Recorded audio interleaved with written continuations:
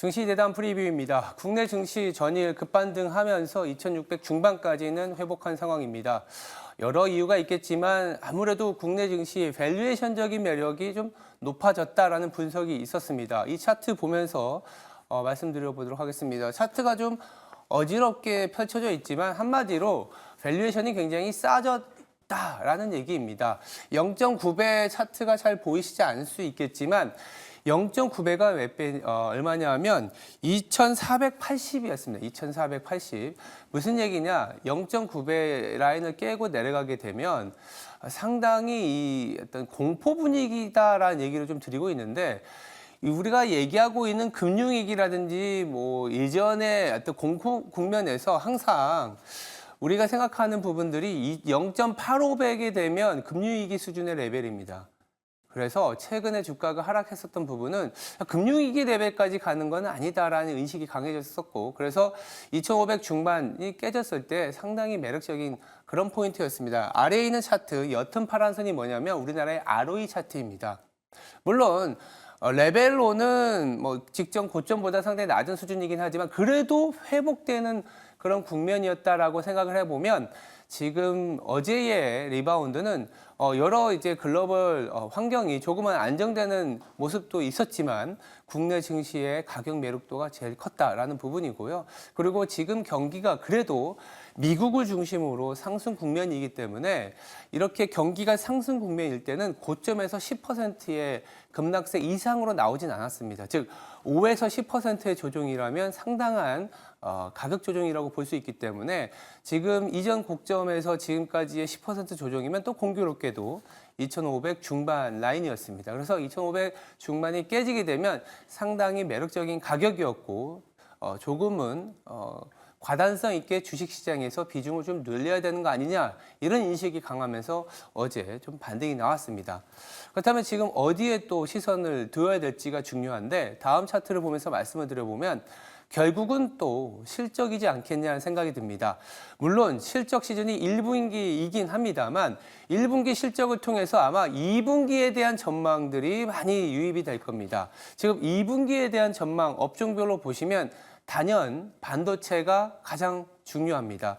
가장 왼쪽에 있는 차트 이렇게 막대 그래프가 가장 높게 보이는 게 2분기 실적에 대한 기대치 중에 반도체가 차지하는 비중인데 그만큼 이번 주에 SK하이닉스 내지는 빅테크 실적들을 바라보는 시선 중에 하나입니다. 반도체에 대한 여러 가지 노이즈가 있긴 합니다만 TSMC에서도 사실은 자동차나 스마트폰 쪽 여전히 부진한 쪽에 대한 얘기는 안 좋게 얘기했지만 AI와 관련된 부분은 괜찮았거든요. 그래서 주가가 하락한 상황이기 때문에 반도체도 좀 분위기를 바꿀 수 있는 타이밍이지 않겠냐. SK하이닉스의 실적 눈여겨봐야 되고요. 그리고 어제 우리 시장에서 상당히 중요했었던 게 또 밸류 프로그램과 관련된 업종들이 괜찮았습니다.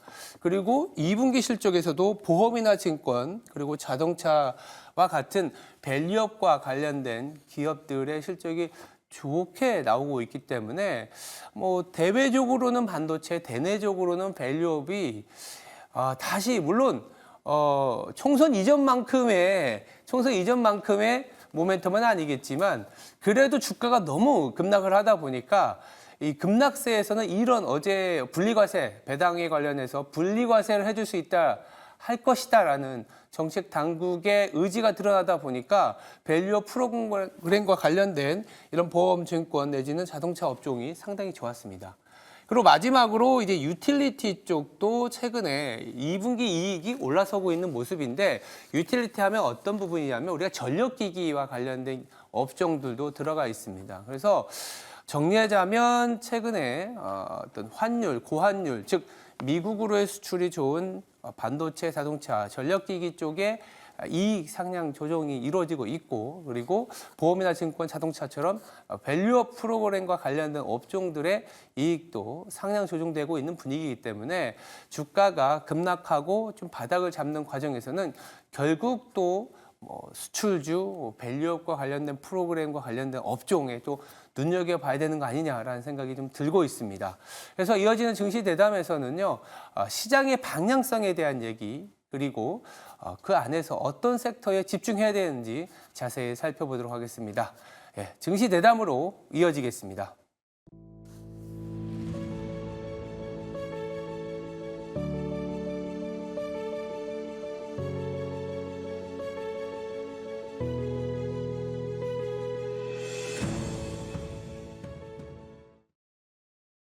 네, 증시 대담 시간입니다.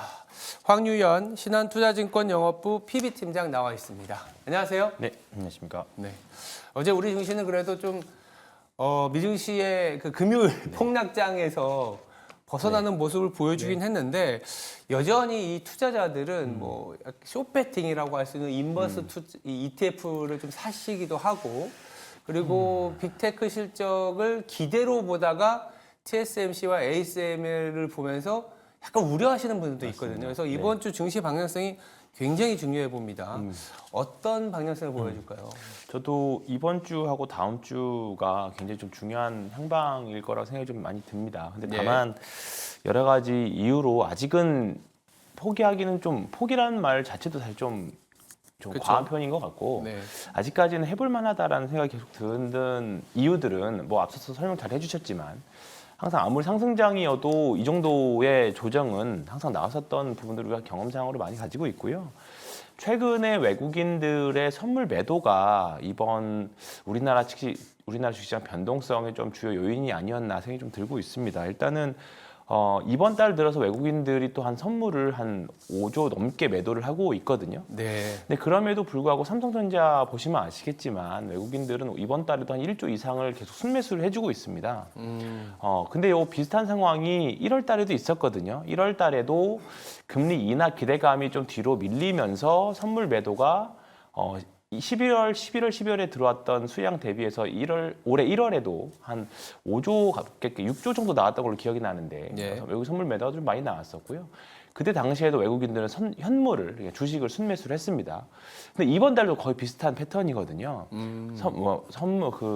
금리 인하 기조가 뒤로 좀 밀렸고 똑같이 선물도 매도 나왔지만 외국인들이 그때보다 더 높은 환율 구간에서 지금 외국인들이 현물 순매수하고 있기 때문에 지금 미국을 중심으로 한 말씀하셨던 것처럼 OECD 선행지수가 계속 상승 구간에서의 조정 정도로 지금은 보이시는 게 낫지 않을까 생각이 좀 들고 있습니다. 여전히 엔비디아와 그다음에 HB와 관련된 이슈들, 그다음에 ASML, TSMC와 관련된 이슈들을 조금 노이즈들은 있지만 여전히 잘 뜯어보면 AI 수요와 데이터 센터들에 관련된 내용들은 아직은 확정 국면이라는 것에 대해서는 조금 저희가 고점에 대한 논란들은 확인을 좀 해봐야 될 것 같습니다. 특히 한국 시장에서는 어저께 발표된 수출 동향들 보면 여전히 반도체들이 좋았었고요. 그리고 지난 주말간에 밸류업과 관련된 세제와 관련된 내용들이 코멘트들이 좀 있었고 특히 또 자동차 업종들이 피크아웃 논란을 조금 이겨내면서 3월달 수출, 4월달 들어오면서 수출이 또 다시 늘어나는 그런 구간들을 좀 보여줬습니다. 그렇기 때문에 지금 구간에서는 세린메이에 우리가 우려했던 그 물량들이 조금 미리 나오는 그런 부분들이 좀 있다라는 생각이 좀 들고요.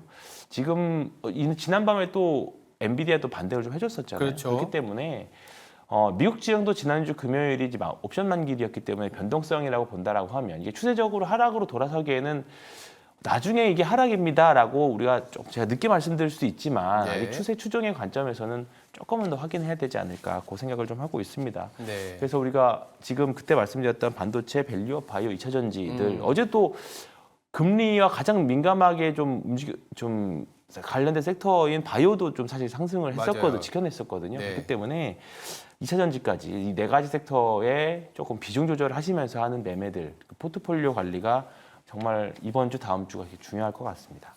네, 아직은 뭐 시장이 어떻게 보면 상승장에서의 조정 국면으로 볼 수 있는 상황이고 말씀 주신 것처럼 반도체, 밸류업, 바이오, 2차 전지 올해 들어서 계속 꾸준히 말씀 주시고 그리고 시장 내에서 소위 말해서 선순환이 되고 있는 그런 테마, 섹터 위주로 보자라는 건데 하나하나 살펴보면 어떻게 보면 반도체 얘기일 수도 있고 우리나라의 수출주와 관련된 얘기일 수 있는데 최근에 실적 시즌이고 변동성 장세가 심해지다 보니까 그래도 이 변동성 장세에서 실적만 한 게 없다. 최근에 실적이라고 하면 환율이 높다 보니까 결국은 좀 고환율 수혜주 정도로 봐야 된다 이런 시각들이 많고 실질적으로 반도체나 자동차 같은 경우에 또 고환율 수혜주지 않습니까? 맞습니다. 네. 이런 생각을 조금 더 보탤 수 있다라고 하면 어떤 게 있을까요? 이번 주에 이제 하이닉스의 실적 발표가 있죠. 가장 중요한 기점인 것 같습니다. 네. 그리고 이제 금요일 날 PC 지표도 있는데 네. 이 부분들의 발표에 따라서 이제 한국 주식시장 또는 사실 요즘에 우리나라 주식시장이 전 세계 시장을 약간 먼저 움직인다는 생각도 사실 좀 많이 들고 있습니다. 그러네요. 외국인 투자자들이 간밤에 뭐 중동 리스크라던가 그다음에 뭐 여러 가지 반도체와 관련된 이슈들이 가장 한국 주식시장에서 민감하게 반응하는 게 아닌가 그 생각이 좀 많이 들고 있는데 그렇다 보니까 이번 주 하이닉스의 실적 발표를 우리나라 투자자뿐만 아니라 글로벌 투자자들도 아마 잘 관심을 지켜보고 있을 것 같은데 아직 1분기까지는 양호할 걸로 예상하고 있습니다. 향후에 우리가 TSMC가 실적 발표 이후에 빠졌던 게 가이던스라든가 AI와 관련된 산업 수요에 대한 전망치들이 조금 낮아지면서 우리가 좀 시장이 좀 어려움을 겪고 있는데 어제 다시 또 TSMC 또 관련된 기사들을 좀 찾아보면 다시 또 AI 수요에 대한 긍정적인 기사들이 좀 많이 있거든요. 그렇게 되면 이번 주 하이닉스의 실적 발표 이후에 가이던스도 굉장히 좀 좋지 않을까 그 생각은 하고 있습니다. 말씀드렸던 대로 지금이 변동성 시장이냐 아니면 하락장의 시장이냐라고 그 기점에 있는 것 같은데 하락장 시장의 기점으로 보기에는 아직은 조금은 미국 경기가 워낙에 지금 세서 사실 금리 인하도 못하고 있는 판인데 그런 관점이라고 본다고 하면 주식시장이 먼저 뭐 선반영해서 주가가 먼저 내린다라고 보기에는 아직까지는 우리가 확인해 봐야 될 부분들이 조금 있는 것 같습니다. 그래서 너무 투자하시는 데 있어서 너무 이제 좀 겁 내실 필요는 없다 생각을 말씀을 좀 드리고 아마 최근에 이제 흐름들 매매를 좀 많이 하시는 분들은 아시겠지만 어제 반도체 섹터가 약하다 보니까 바이오와 2차 전지들이 갑자기 튀어 올라오고 그렇죠. 밸류업 이슈가 긍정적인 뉴스가 나오면서 튀어 올라왔거든요. 그렇게 되면 오늘은 또 반도체가 세면 또 어제 또 강했던 종목들이 분명히 조금 상대적으로 약한 모습들을 좀 보여줄 겁니다. 아마 이런 양상들은 계속 보여질 거라고 생각해요. 어제 반도체가 소부장들이 많이 팔했었지만 레거시 반도체 소부장들을 보면 결국 양봉을 낸 종목들이 많았습니다. 주가는 하락으로 끝났지만 시초가 대비 매수세가 더 끝난 종목들이 강한 걸로 끝난 종목들이 많기 때문에 그런 종목들이 아마 오늘도 좀 상승세를 이어가지 않을까 좀 그렇게 생각을 하고 있기 때문에 트레이딩 좀 지금 뭔가 큰 자금을 실어서 바이앤홀드로 뭔가 더 뭐 지금부터 2배, 3배를 내기에는 좀 사실 좀 부담스러운 장이실 겁니다. 근데 아마 이런 관점으로 약간 섹터 트레이딩 관련해서는 충분히 아직은 기회가 있다 그렇게 말씀드리겠습니다. 네. 시장이 뭐 계속 돌고 뭐 그런 네, 느낌도 있습니다. 맞습니다. 반도체 아니면 반도체 이외의 업종에서 조금 모멘텀을 찾는 그런 과정에서 옥신각신하면서 사실은 지수가 조금은 회복할 수 있는 그런 상황일 수도 있겠다라는 생각이 드는데 한편으로는 이제 이 이벤트 드리븐이라고 그래서 이 주가가 뭐랄까요 좀 방향성이 잘 안 보일 때 주요 이벤트를 조금 노리는 전략들을 많이 하지 않습니까? 우리나라 같은 경우에 이제 수급과 관련된 그리고 지수 변경이 이런 아이디어들이 많은데 지금 5월에는 또 MSCI 정기 변경을 발표 앞두고 편출입 종목에 대한 아이디어들이 이제 조금씩 시장이 이제 왜냐하면 어느 정도 이제 바닥을 좀 잡아가는 과정이니까 이런 어떤 그 변동성이나 이런 이벤트를 좀 노리는 어떤 전략들이 좋아질 거라고 보고 있거든요. MSCI 편입에 관련된 종목 전략은 또 어떻게 가져가야 될지. 일단 많이들 알려진 전략인데요. 이제 편입을 예상되는 종목들이 사실 그렇죠. 있죠. 지금 시장에서 많이 알려진 종목이 알테오젠, HD, 현대일렉트릭, 엔캠 이렇게 세 종목입니다. 편입 가능성이 매우 높다라고 나와져 있고요. 지금 주가는 사실 다 많이 올라와져 있는 많이 상태죠. 올라왔죠. 변동성을 좀 있긴 합니다만. 아마 5월 중순경에 가서 이제 편입이 확정이 될 거고 5월 말에 편입이 되는 건데 시장에 일단은 알려진 재료로는 편입이 확정된 날 사도 늦지 않다입니다. 그러니까 사실 지금 사서 더 올라가면 좋지 않겠느냐이지만 그때 혹시나 어떤 다른 이슈로 인해서 좀 다시 또 제외될 수도 있는 거니까. 근데 뭐 지금 이런 종목들은 지금 사서 5월 말까지 보유하는 전략들도 저는 괜찮다라고 생각을 합니다. 근데 일단은 최근에 이제 2호 전략들이 사실 코로나 이전까지만 해도 굉장히 좀 유효한 전략들이었거든요. 근데 코로나 이후에 변동성도 커지고 시장에 좀 그 종목의 움직임들이 좀 확실히 많이 달라진 부분들이 좀 있습니다. 그래서 리스크 관리는 확실히 좀 하시되 무조건적으로 편입을 하게 되면 주가는 오른다라는 관점보다 오히려 편입을 하고 나면 주가가 좀 더 이제 수급이 뚝 끊기는 부분들이 경향이 좀 있기 맞아요. 때문에 오히려 조금 이제 편입 이후, 그러니까 6월 초 정도에는 단기 관점으로 들어간 뭐 종목이라고 하면 이 수급을 노리고 몸 이벤트 드리븐으로 들어간 종목이라고 하면 좀 매도하는 전략도 저는 괜찮을 것 같습니다. 그래서 일단 앞으로 한 달간은 저도 뭐 기회가 되면 매매를 해보려고 하는 종목들인데요. 네. 일단 관심 가지고 계속 지켜보시면 좋을 것 같습니다. 그러니까 미리 사실은 뭐 말씀 주셨던 아니면 지금 편입이 예상되는 종목들은 좀 많이 오르는 경향이 있고 있죠. 오히려 네, 편입되면 좀 네. 뭐 불확실성 해소가 아니라 제로 노출로 그렇습니다. 좀 네. 둔화되는 경향도 있기 때문에 무조건 이제 편입되면 올라간다 이런 생각보다는 네. 전후에 좀 상황을 잘 봐야 되겠습니다.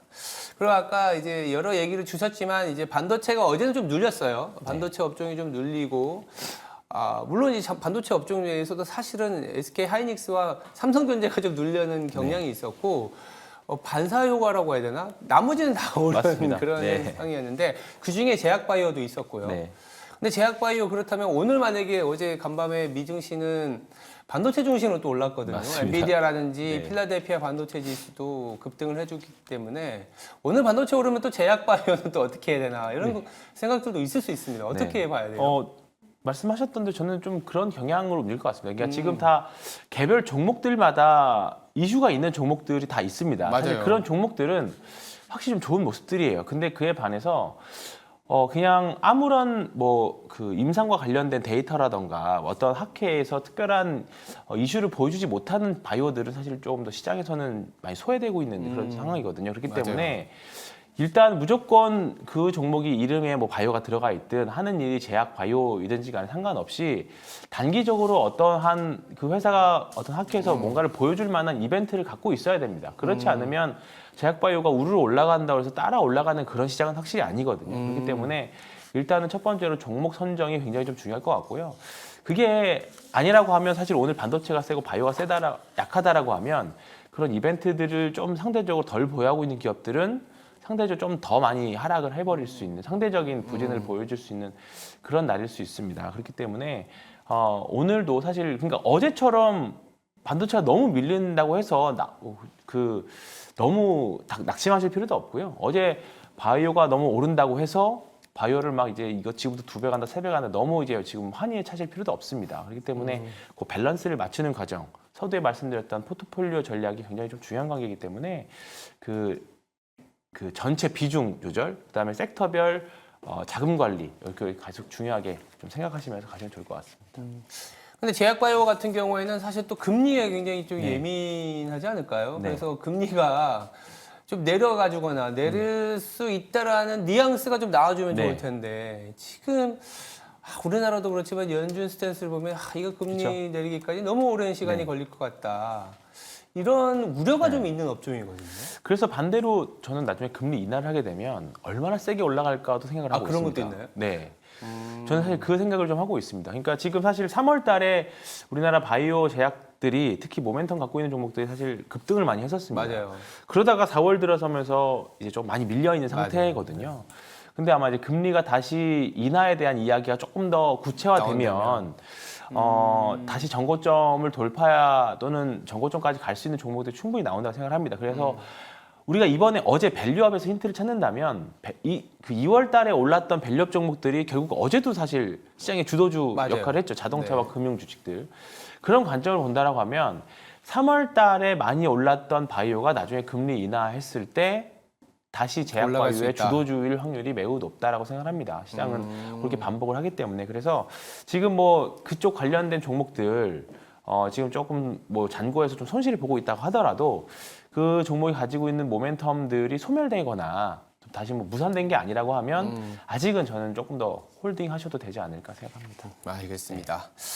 그렇다면 이제 끝으로 이번 주에 여러 가지 이벤트들이 많습니다. 빅테크 실적, 우리나라는 또 SK 하이닉스, 더불어서 미국에서는 또 PC라는 물가 지표도 봐야 되고 뭐 제가 이렇게 말씀도 드렸지만 이번 주에 좀 유념해서 봐야 되는 이벤트 그리고 좀 어떤 식의 투자 전략을 짜야 될지 한번 네. 말씀 부탁드립니다. 일단 무엇보다 하이닉스 실적 발표겠죠. 네. 그리고 금요일 날 있을 PC 이제 지표 발표인데요. 아마 이번 주말에도 쉽지 않은 또 이벤트들이 대기를 하고 있습니다. 지금 최근 내 느낌이 뭐냐면 최근 3주 동안 주말에 보면 항상 불안감을 갖고 토요일, 일요일 주말마다. 보냈어요. 네.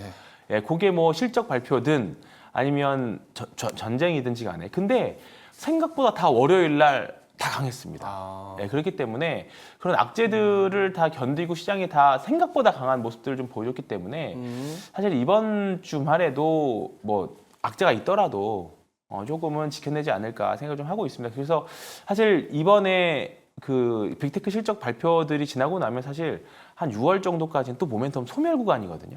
그렇게 되면 사실 이번 주에 있었던 섹터별의 풍선 효과 같은 그런 흐름들이 아마 당분간 계속 있을 겁니다. 그렇기 때문에 지수에 대한 플레이보다, 그러니까 지수 레버리지, 인버스 이런 지수 매매보다 섹터별 ETF를 하시는 게 좀 더 나을 것 같고, 섹터별 ETF. 그렇죠. 종목별로 매매들 잘 선택하시는 게 가장 중요할 것 같습니다. 말씀 주신 것처럼 주말마다의 변동성이 좀 있었던 것 네. 같고 네. 월요일 되면 아까 우리나라 시장이 오히려 글로벌 시장보다 네. 가장 더 빠르게 움직인다는 아마 그런 효과 때문인 것 같은데 맞습니다. 우리 시장 어제 급등하고 나니까 반등하고 나니까 또 간밤에 미증시가 또 맞습니다. 네. 올라줬기 때문에 이런 흐름들이 좀 더 이어진다라는 건 변동성이 좀 있을 수 있지만 맞습니다. 네. 그래도 좀 그 안에서 바닥을 좀 잡아가고 아까 말씀 주셨던 반도체, 밸류업, 바이오, 2차 전지 중심으로 이렇게 선순환의 흐름을 좀 이어가자 이렇게 좀 정리해 볼 수 있겠습니다. 네, 지금까지 황유현 신한투자증권 영업부 PB 팀장이었습니다. 감사합니다. 네, 고맙습니다.